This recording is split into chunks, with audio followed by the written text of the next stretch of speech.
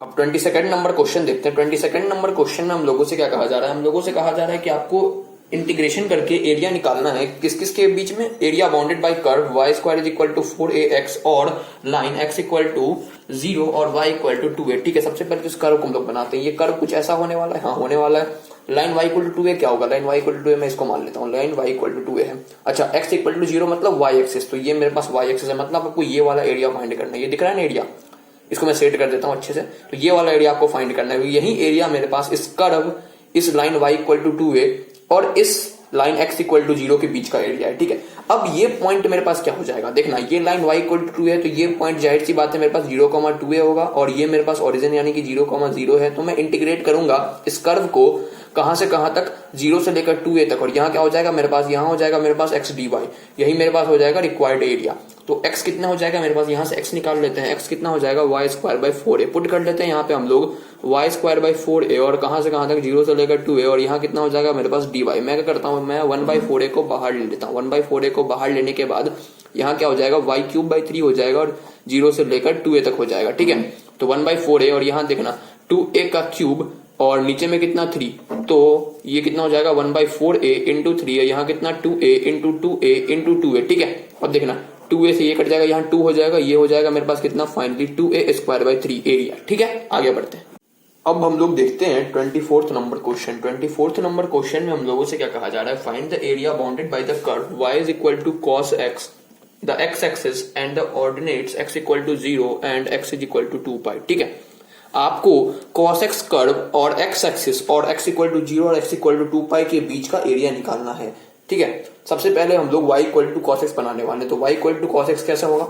y equal to cos x कुछ ऐसा होता है, ये आप सभी लोगों को पता होगा। कम से कम यार sin x cos x का ग्राफ तो पता है ना? हाँ, तो कुछ ऐसा होने वाला है। अब देखो आगे, अब ये मेरे पास क्या है? ये मेरे पास x एक्सिस है, तो ये मेरे पास x एक्सिस हो गया। x इक्वल टू 0 क्या होता है? y एक्सिस होता है, मतलब ये मेरे पास x इक्वल टू 0 हो गया और x इक्वल टू 2 पाई कुछ यहाँ होगा, x इक्वल टू 2 पाई ये हो गया। ठीक है, तो मतलब मुझे ये एरिया और इतना एरिया मुझे निकाल के देना है। अगर मैं इस एरिया को निकाल लूं तो मुझे क्या करना होगा? सबसे पहले ये बताओ मुझे सबसे पहले तो 0 से लेकर π/2 तक cos x को इंटीग्रेट करना होगा, माइनस π/2 से लेकर 3π/2 तक फिर से cos x को इंटीग्रेट करना होगा, प्लस 3π/2 से लेकर 2π तक फिर से cos x को इंटीग्रेट करना होगा। अब सर ये क्या आपने जल्दी जल्दी में लिख दिया? देखना ये मैंने कैसे लिखा। सबसे पहले मुझे ये बताओ कि जो एरिया मेरे पास x एक्सिस से ऊपर होता है क्या वो पॉजिटिव होता है, और जो एरिया मेरे पास x एक्सिस से नीचे होता है क्या वो निगेटिव होता है? इसका मतलब ये बात तो साफ है कि ये वाला एरिया और ये वाला एरिया पॉजिटिव होगा और ये वाला एरिया निगेटिव होगा। लेकिन जब मुझे टोटल एरिया निकालना है तो मुझे सब सारे एरिया को जोड़ना पड़ेगा। अगर मुझे सारे एरिया को जोड़ना पड़ेगा तो ये एरिया तो मेरे पास निगेटिव होगा। अगर ये एरिया मेरे पास निगेटिव होगा तो मैं बाहर में एक और निगेटिव डाल दूंगा, तो अंदर वाला निगेटिव इंटू बाहर वाला निगेटिव पॉजिटिव हो जाएगा, तो मेरे पास फाइनली ओवरऑल टोटल एरिया आ जाएगा। अब आपने 0 से π/2 तक क्यों किया? क्योंकि ये जो पॉइंट है ये कितना हो जाएगा? ये हो जाएगा मेरे पास π/2, 0। ऐसे ये कितना हो जाएगा मेरे पास? 3π/2, 0। और ये तो मेरे पास 9x इक्वल टू 2 पाई है ही, ये मेरे पास 2π, 0 हो जाएगा। अब आप समझदार हो, ये मैंने कैसे किया आप समझ चुके होंगे। ठीक है, और यहाँ मुझे dx लगाना चाहिए, वो मैंने नहीं लगाया।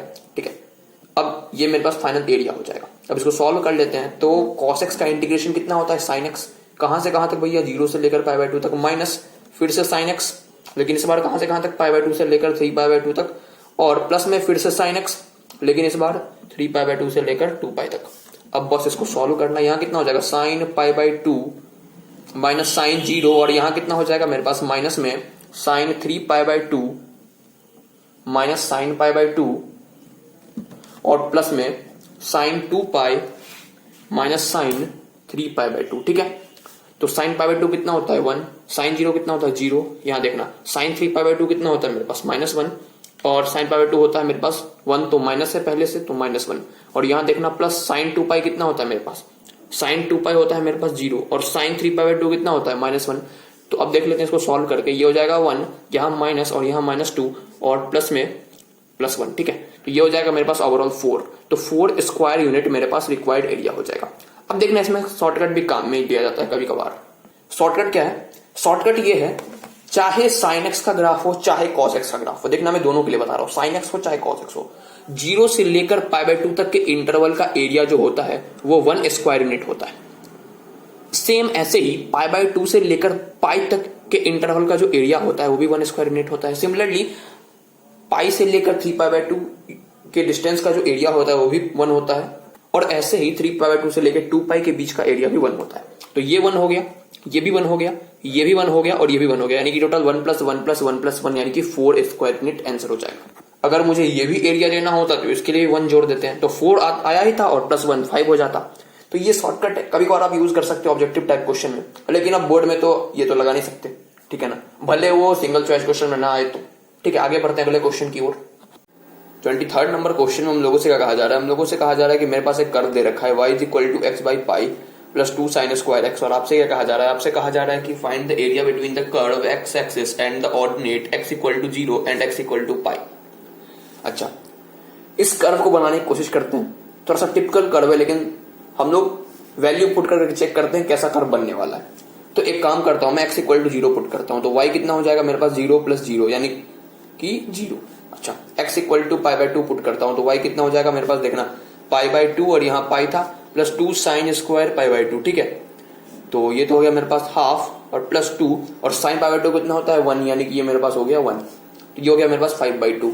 अच्छा, x = π पुट करता हूं मैं, तो y कितना हो जाएगा मेरे पास, देखना π/π और प्लस में क्या 2 sin² π, लेकिन sin² π तो 0 होता है, ये मेरे पास ओवरऑल 1 हो जाएगा, ठीक है। अब मैं x = 3π/2 पुट करता हूं, तो x = 3π/2 अगर मैं पुट करूंगा तो y कितना हो जाएगा मेरे पास, देखना 3π/2 और यहाँ π + 2 sin² 3π/2। अब देखना sin² 3π/2 की वैल्यू क्या हो जाएगी मेरे पास, sin 3π/2 की वैल्यू क्या होती है -1, और बाहर स्क्वायर इसलिए -1 का स्क्वायर 1 हो जाएगा, यानी कि यहाँ हो जाएगा मेरे पास कितना 3/2 + 2 यानी कि 4 + 3 यानी कि 7/2। अब जरा पुट करने की कोशिश करते हैं इसको हम लोग प्लेन पे, तो x = 0 y = 0, मतलब जाहिर सी बात है ओरिजिन से शुरू होगा। अच्छा, अब फिर x = π/2 तो y = कितना 5/2, तो ये रहा π/2, ये रहा पाई और ये रहा मेरे पास 3π/2, और यहाँ मेरे पास हो जाएगा 5/2। अच्छा, पाई पे कितना है 1 है, पाई पे 1 है और 3π/2 पे कितना है 7/2 है, 7/2 है, मतलब ये कर्व कुछ ऐसा होगा, ठीक है। यहाँ पे 1 पे आया, फिर ये यहाँ पे जाएगा, ठीक। तो देखना मुझे कहां से कहां के बीच में निकालना है, मुझे निकालना है x एक्सिस, तो ये रहा, और क्या दिया हुआ मेरे पास क्वेश्चन में x = 0 और x = π, तो x = 0 तो ये वाला लाइन रहा और x = π ये रहा। सीधा मैं इंटीग्रेट कर देता हूँ इस कर्व को, यानी x/π + 2 sin² x को 0 से लेकर π तक, यही मेरे पास रिक्वायर्ड एरिया हो जाएगा, और यहाँ पे dx भी लिख लो। तो अगले पेज में करते हैं इसको आगे सॉल्व, ठीक है। देखना मैं एक काम करता हूँ, क्या काम कर रहा हूँ मैं, 2 sin² x को 1 - cos 2x लिखता हूँ, क्योंकि हम लोगों को पता है कि हम लोग जानते हैं कि 2 sin² x 1 - cos 2x होता है। अगर ये नहीं जानते तो ये जानते होंगे कि cos 2x 1 - 2 sin² x होता है, ये तो पता है ना। तो बस 2 sin² x को इस साइड ले आओ और cos 2x को उस साइड भेज दो, तो ये आ जाएगा। अब देखना, अब यहां पुट कर देते हैं हम लोग 1 - cos 2x, तो 0 से लेकर पाई x/π और प्लस में 1 - cos 2x, ठीक है। तो 0 से लेकर पाई x/π प्लस 0 से लेकर पाई 1 और -0 से लेकर पाई cos 2x। अब अलग अलग इंटीग्रेट कर देते हैं, ये कितना हो जाएगा मेरे पास, देखना 1/π बाहर और यहाँ x² 2 0 से लेकर पाई प्लस में x 0 से लेकर पाई और माइनस में cos 2x का कितना हो जाएगा मेरे पास, cos 2x का जहां तक कि मुझे पता है हो जाएगा sin 2x/2, ठीक है। तो ये हो जाएगा sin 2x/2, कहां से कहां तक, 0 से लेकर पाई तक। अब बस पुट करते हैं, यहाँ कितना हो जाएगा मेरे पास, देखना π² 2 × 1/π प्लस में पाई और माइनस में यहाँ कितना हो जाएगा sin 2π/2 और माइनस sin 0 तो 0 ही होता है, इसलिए मैंने उसको छोड़ दिया। लेकिन हम लोग यहाँ एक बात भूल चुके हैं, sin 2π भी 0 होता है, इसलिए ये भी 0 हो जाएगा, तो इसको लिखने का कोई फायदा नहीं हुआ। और यहाँ कितना हो जाएगा मेरे पास, देखना इससे ये कट जाएगा, ये हो जाएगा मेरे पास π/2 प्लस पाई, यानी कि मेरे पास फाइनल आंसर कितना हो जाएगा 3π/2, ठीक है। 3π/2 स्क्वायर यूनिट्स और प्रिसाइजली बोलूं तो मैं, ठीक है। चलो